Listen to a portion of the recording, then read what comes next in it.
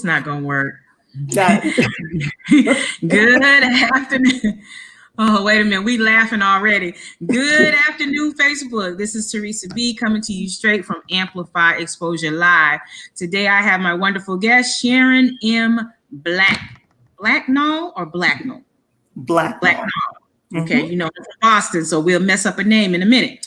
Sharon M. Blacknall, she's on here today as my special guest, and she came on to talk to me about her lovely career because she likes me.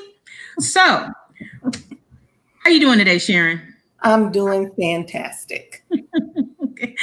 Did I warn you that I was goofy? Did I tell you that before the show? Oh, see, that's going to roll right into me. You know, I'm telling you, we're related. Somewhere down the line, we're going to find out we're related. We did have that discussion about cousins. It's a possibility, a strong.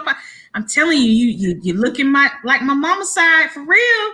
Now that I see you up close and personal. Wow. So Miss Blacknall is on here today because she has an outstanding career and some wonderful things that she has been attached to over the years, and I wanted to talk about it. So the first thing that I know about her is that she is the founder of Military Veterans Against Child Abuse.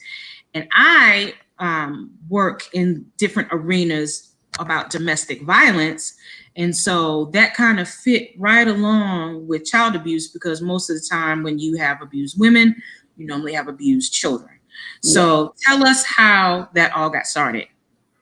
Well, first, I'm a military veteran myself. I was in the U.S. Air Force.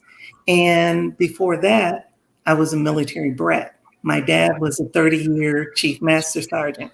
So growing up all military and seeing what my dad used to deal with his troops, a lot of child abuse, domestic violence and stuff is swept under the rug in the military community because no one wants to, cause the military member to lose a stripe or rank or, get kicked out. So even as little kids, we would know little Susie or little Johnny might be abused at home, but everybody, and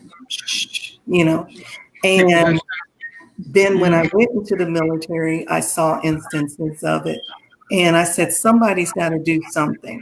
And the only way, excuse me, I'm hoarse today.